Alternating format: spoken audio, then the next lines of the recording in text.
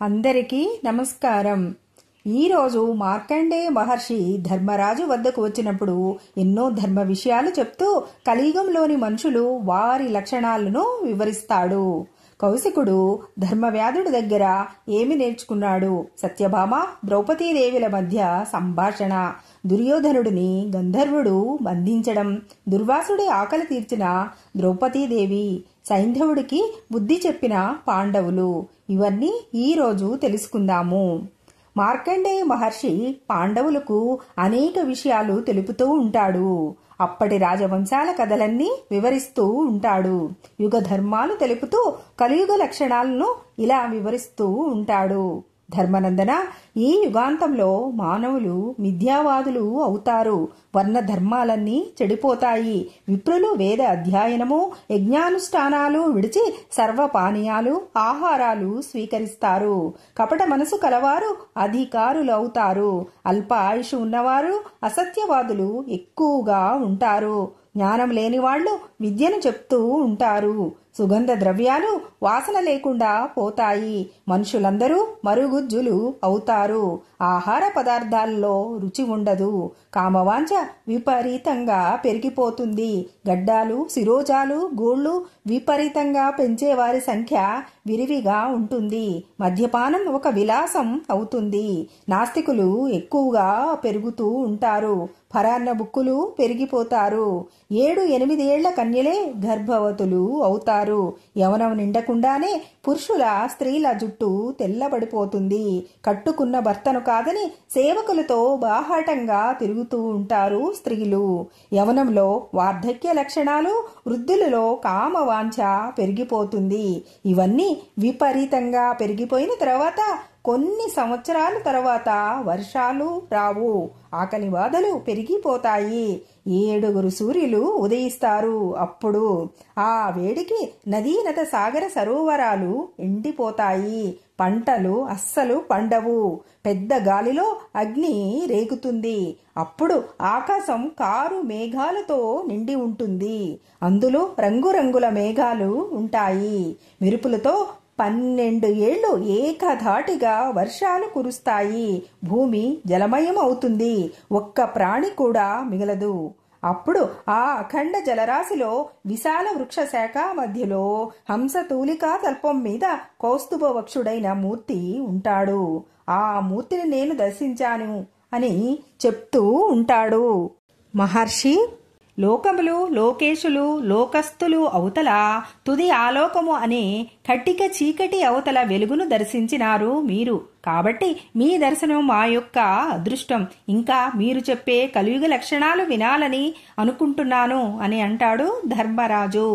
అప్పుడు అందరూ ఆ మహర్షి నోటి నుండి వెలువడే అద్భుత విషయాలు వినాలనే కుతూహలంతో శ్రద్ధగా కూర్చుంటారు. అప్పుడు మహర్షి, నాయనా, అప్పుడు నేను చూసిన కలియుగంలో మానవులంతా పాపం చేసేవారే, అల్ప ఆయుషు కలవారే, అసత్యం పలికేవారే, మూఢులే, కామసేవన పరులే, వర్ణశంకరులే, మత్స్య మాంసాలు తినని వారు ఉండరు. దొంగలు, నాస్తికులు చాలా మంది ఉంటారు. ఎక్కడ చూసినా హత్యలు, దోపిడీలు, వేళాపాళ లేకుండా పాలు పితకడంతో గోసంపద కూడా నశించిపోతూ ఉంటుంది. జనపనారతో తయారైన వస్త్రాలు ధరించి వీధులలో ఎక్కువగా తిరుగుతూ ఉంటారు. మూర్ఖులు అన్నీ తెలిసిన వారుగా ఉండి ప్రభువులై ప్రజల నుండి పన్నులు వసూలు చేయటమే కాకుండా వారి రక్షణ బాధ్యత తమది కాదన్నట్లు ఉంటారు. కన్యాదానాలు ఉండవు. వయసు వచ్చిన తర్వాత ఆమెనే 2-3తో కలిసి తిరుగుతూ ఉంటుంది. సోదరుల మధ్య డబ్బు కోసం దోపిడీలు, హత్యలు బాగా పెరిగిపోతాయి. వర్ణ వ్యవస్థ చిన్నాభిన్నం అవుతుంది. సాధువుల వేషంతో ధనాన్ని సంపాదించేవారు ఎక్కువ అవుతారు. తండ్రిని కొడుకు గౌరవించడు, భర్తను భార్య గౌరవించదు. 16 ఏళ్లు పూర్తి ఆయుష్, అంతే. అన్నం, వేదం ప్రతి ప్రాంతంలో కూడా విక్రయిస్తూ ఉంటారు. ఎముకలతో విగ్రహాలు తయారు చేసి గోడలకు అలంకరిస్తారు. పువ్వులోంచి పువ్వు, పండులోంచి పండు పుడతాయి. అమావాస్యతో పని లేకుండా సూర్యగ్రహణం ఏర్పడుతుంది. నక్షత్రాలు కాంతి లేకుండా ఉంటాయి. పక్షుల, పశువుల రోదన ధ్వనులు పెరిగిపోతాయి. ప్రజలు పల్లెలు విడిచి నగరాలకు వచ్చి నివసిస్తూ ఉంటారు. ఈ విధంగా ప్రపంచం మొత్తం అస్తవ్యస్తమైన స్థితిలో ఉంటుంది. అప్పుడు పెద్ద గాలి వీస్తుంది. సప్త సూర్యులు ఉదయిస్తారు. పెద్ద పెద్ద ధ్వనులతో ప్రళయాగ్ని సంభవిస్తుంది. కుంభవృష్టి కురుస్తుంది. ఇదంతా జరిగిన తరువాత రవి గురు చంద్రులు ఏకకాలంలో కర్కాటకంలో పుష్యమి నక్షత్రంలోకి ప్రవేశించినప్పుడు కృతయుగం ప్రవేశిస్తుంది. అప్పుడు సకాలంలో వర్షాలు కురుస్తాయి, నక్షత్రాలు ప్రకాశిస్తాయి. అనారోగ్యం బారిన పడకుండా హాయిగా ఆరోగ్యవంతులుగా ఉంటారు. అన్నదానాలతో దేవ పూజలతో సత్కర్మలు చేస్తూ ప్రపంచం నిత్య కళ్యాణం పచ్చతోరణంగా ఉంటుంది. ధర్మనందన, భగదాల్భ్య మహర్షి దేవేంద్రుడికి చెప్పిన శాశ్వత సత్యాలు నీకు చెప్తాను విను. ఇష్టం లేని వారితో సఖ్యంగా ఉండవలసి రావడం, ఇష్టమైన వారికి దూరంగా ఉండే పరిస్థితులు రావడం కంటే దుఃఖం లేదు. ఏ ఆపేక్ష లేకుండా దుర్జనులకు దూరంగా ఉండి పరుల ముందు చేయి చాపకుండా మిట్ట మధ్యాహ్నం వేళ శాకాహారం తీసుకుంటూ ఆత్మస్తుతి పరనింద లేకుండా జీవించేవాడే సుఖజీవి అని ఎన్నెన్నో విషయాలు చెప్తాడు. ధర్మవ్యాధుని కథ కూడా చెప్పడం ప్రారంభించాడు. ధర్మనందన, చాలా కాలం క్రితం జరిగినది ఇది. ఆ రోజుల్లో కౌశికుడనే ఒక విప్రుడు వేదాంగ విదుడు చెట్టు కింద కూర్చుని తపస్సు చేసుకుంటూ భిక్షాటంతో జీవించేవాడు.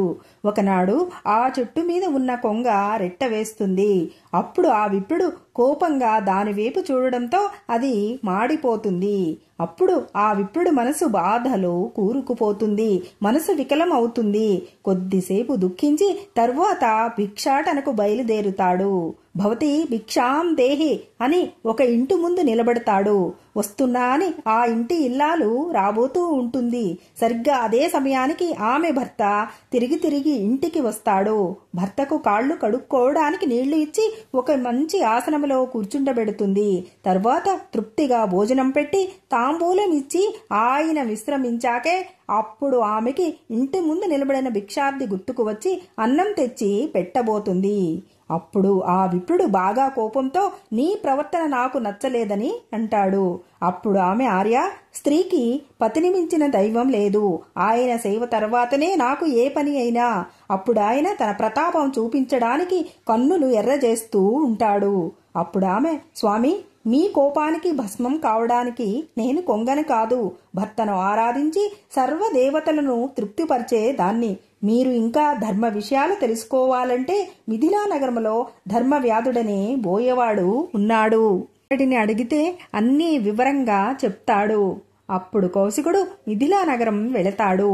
కౌశికుడు ధర్మవ్యాధుడి నివాసం తెలుసుకొని పంది మాంసం, మేక మాంసం అమ్మే ఆ స్థలానికి 4 అడుగుల దూరంలో నిలబడతాడు. కౌశికుడిని చూసిన ధర్మవ్యాధుడు అతని దగ్గరికి వస్తాడు. వచ్చి ఇలా అంటాడు, మీరు చాలా మంచివారు. మిమ్మల్ని ఇక్కడికి పంపిన ఆ పతివ్రతా శిరోమణికి మీకు నా నమస్సులు అని అనటంతో కౌశికుడు ఆశ్చర్యపోతాడు. ఆయన్ను తీసుకుని తన ఇంటికి తీసుకువెళ్లి ఆర్ఘ్యపాద్యాలిస్తాడు ధర్మవ్యాధుడు. వృద్ధులైన నా తల్లిదండ్రులను సేవిస్తూ అతిథులను దేవతలను ఆరాధిస్తూ తరతరాలుగా వచ్చే నా కులవృత్తిని నీతి తప్పకుండా ఆచరిస్తున్నాను.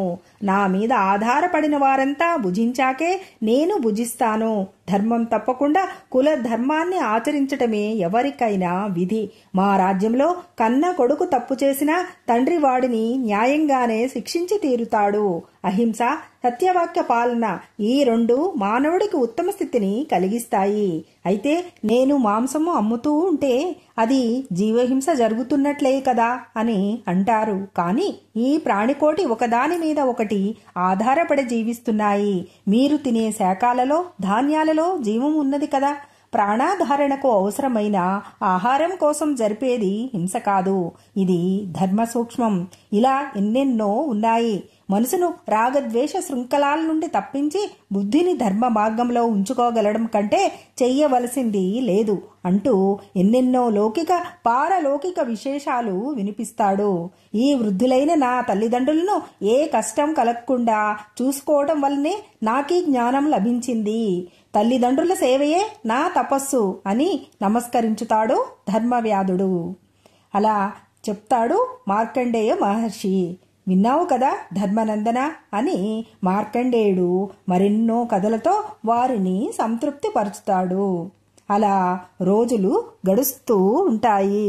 ఉంటూ ఉన్నప్పుడే ఒకనాడు సత్యభామ ద్రౌపదీదేవి వద్దకు వచ్చి ఇలా అంటుంది, వదినా, లోకపాలకులతో సమానమైన వారు నీ భర్తలు, కాని వారెప్పుడు సంతోషంగానే ఉంటారు. పల్లెత్తి మాట కూడా మాట్లాడరు, అసలు కోపమే ప్రదర్శించరు.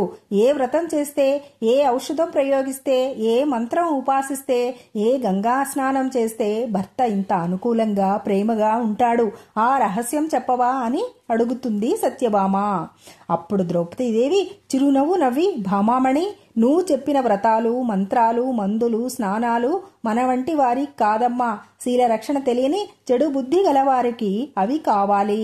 అసలు మన మనసు అటువంటి ఊహలనే రానివ్వకూడదు. భర్తను వశపరుచుకునేందుకు మందులు, మంత్రాలు ప్రయోగిస్తున్న విషయం వారికి తెలిసినప్పుడు త్రాచు పాము చేరిన ఇంటిని చూసినట్లే వారు చూస్తారు. వారి మనసు అశాంతితో నిండిపోతుంది. ఇక ఈ మందులు అనేవి తినిపించడం వల్ల వారు మరణించవచ్చు కూడా. చిన్న వయసులోనే భర్తకు ముసలితనము, మూగతనము, చెవిటితనము కూడా రావచ్చు. అందుచేత అలాంటి దారులేవి అనుసరించరాదు. ఇక నేను సాధించిన మార్గం అంటావా? అహంకారం, దురభిమానాలను దరిచేరనివ్వను. ఎవరితోనూ పరుషంగా మాట్లాడను. ఎక్కడ పడితే అక్కడ నిలబడి అనవసర విషయాలను చూస్తూ ఉండను. తెలియని వారితో అసలు మాట్లాడను. మనకు పరిచయం లేని వారి వైపు చూడాలని కూడా అనిపించదు నాకు. నిరంతరం కూడా వారి మనసులను గ్రహించి దానికి అనుగుణంగా నడుచుకోవటమే నేను సాధించిన బ్రహ్మ విద్య. వారు సంపదలతో ఉన్నప్పుడు ఎలా ఉన్నానో, ఏమీ లేని ఈ అరణ్యంలో ఉన్నప్పుడు కూడా అదే విధంగా ఉన్నాను. ఏ పని మీదైనా వారు ఇల్లు విడిచిపెట్టి వెళ్ళినప్పుడు తిరిగి రాగానే చేతిలో ఉన్న పనిని వదిలివేసి నవ్వుతూ స్వాగతమిచ్చి, కాళ్లు కడుక్కోవడానికి నీరిచ్చి, తర్వాత మంచినీళ్లు అందించి వారి సేవలోనే ఉంటాను. ఎవరికేది రుచిస్తుందో అదే వారికి స్వయంగా నేనే వంట చేసి స్వయంగా వడ్డించి చిరునవ్వుతో వారి చేత తినిపిస్తాను. ఇల్లు పరిశుభ్రంగా ఉండేలా నేనే చూస్తాను. సోమరితనాన్ని నా దరిదాపులకు కూడా రానివ్వను. పరిహాస ప్రసంగ సమయంలో తప్ప వారి ముందు కూడా నవ్వుతూ వెకిలిగా నిలబడను. తోటల్లో ఒంటరిగా తిరగను. నీచులను దరిచేరనివ్వను. అసంతృప్తి అనేదే నేను ఎరగను. అసలు కోపమే రానివ్వను. వచ్చిన క్షణంలోనే తీసివేస్తాను. భర్త తోడు లేకుండా ఇతరుల గృహంలో కాలు పెట్టను. ప్రసంగాలు వింటానే తప్ప అందులో నా తెలివిని ప్రదర్శించను. వారు దేశాంతరాలు వెడితే అలంకారాలు ముట్టను. అలాగని అలంకార శూన్యంగా ఉండను. అపరిశుభ్రమైన వస్త్రాలు ధరించుకొని జుట్టు విరబోసుకొని వారికెప్పుడు కనపడను. కుంతీదేవి ఈ కుటుంబంతో ఎవరితో ఏ విధంగా ఉన్నదో అలాగే నేను ఉంటున్నాను. అత్తగారిని ఒక్క మాట కూడా అనను. ఆవిడకు మరియు ఎవరికీ కూడా ఎదురు చెప్పి వాదాలు చెయ్యను. మనసు నిర్మలంగా ఉంచుకొని ఉషకాలంలో నిద్రలేచి ఎవరెవరి అవసరాలేమిటో అన్నీ స్వయంగా నేనే చూసుకుంటాను. ఇంద్రప్రస్థంలో ఉన్న రోజులలో 8,000 మంది వేద విధులు, 88,000 మంది విద్యార్థులు, ఇంకా ఎందరో అతిథులు, అభాగ్యులు, వారందరి భోజన ఏర్పాట్లను స్వయంగా చూసుకునేదాన్ని. ఇంకా మా పరిచారక గణం, వారందరి సుఖ సంతోషాలు నా బాధ్యతే. ఆదాయ ఖర్చులు ఎప్పటికప్పుడు చూసుకునేదాన్ని. మా కౌశాగారంలో నాకు తెలియనిదంటూ లేదు. అది ఎప్పుడూ నిండు కుండలా ఉండేటట్లు చూసుకునేదాన్ని. అందరికన్నా ముందు నిద్రలేచి అందరూ సుఖంగా నిద్రించాకే నేను పడుకునేదాన్ని. నిజంగా నడుచుకోవడం వల్లనే వారి అనుగ్రహాన్ని పొందాను. సుఖం వల్ల సుఖం రాదు సత్యభామ. దుఃఖం అనుభవం కలిగితేనే సుఖం విలువ తెలుస్తుంది. ప్రాంగణంలో భర్త కనిపించగానే దాసీలను పిలిచి ఆయన అవసరాలు చూడమని చెప్పకు. నువ్వే స్వయంగా ఆయనను సేవించు. నీ భర్త నీకు ఏ విషయం చెప్పినా అది పరమ రహస్యంగా ఉంచు. రహస్యం కాకపోయినా సరే నీ భర్త శ్రేయోభిలాషులు, స్నేహితులు కనిపించినప్పుడు వారి విషయంలో అనాధారం కనిపించనివ్వకుండా వారి భోజన ఏర్పాట్లు అన్నీ స్వయంగా చూసుకో. ఆయనకు గిట్టని వారుంటే వారి వైపు చూడనే చూడకు. చాడీలు పలికే ఆడవారిని నీ దగ్గరకు రానివ్వకు. కొడుకులతో అయినా సరే ఏకాంతంలో ఉండకు. ఎప్పుడూ చిరునవ్వుతో, సువాసనిచ్చే పూలు ముడిచిన సిగతో, అనురాగ అలంకారాలతో, పరిశుభ్రమైన వస్త్రములు ధరించి వినయంగా భర్తను సేవించడానికి ఎదురు చూస్తూ ఉండు. అప్పుడు వాసుదేవుడు తన అనురాగ సామ్రాజ్యానికి నిన్ను పట్టపురాణిని చేస్తాడు అని అంటుంది ద్రౌపదీదేవి.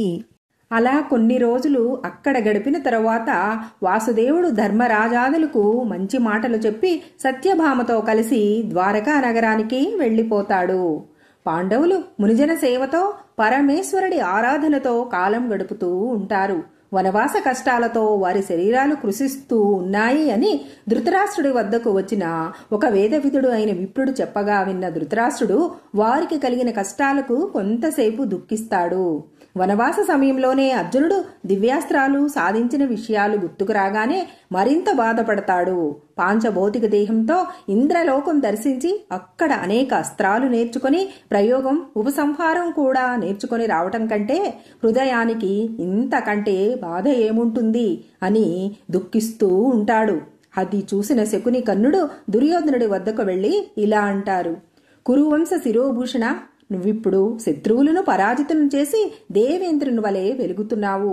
ఈ వైభవాన్ని చూసి నీ హితులంతా సంతోషపడి అభినందించడం కంటే శత్రువర్గం నీ రాచరికం చూసి తల వంచడమే మనకు ఎక్కువ ఆనందం.